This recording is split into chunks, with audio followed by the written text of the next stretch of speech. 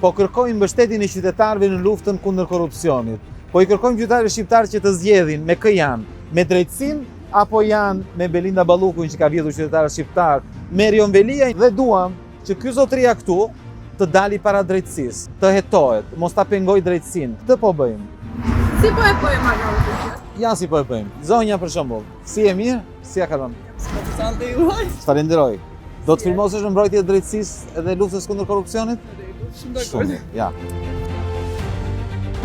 Suksese. Shumë faleminderit. Po ti do filmosesh?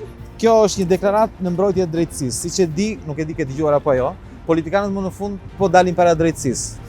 Ke marrë vesh për Belinda Ballukun, Erion Velia dhe shumë të tjerë. Tani Edi Rama do t'i shpëtojë drejtësisë dhe po mundohet në çdo mënyrë ta sulmojë drejtësinë, ta denigrojë. Dhe ne duam që të mbledhin firmat e sa më shumë qytetarëve dhe të tregojmë Belinda Ballukut.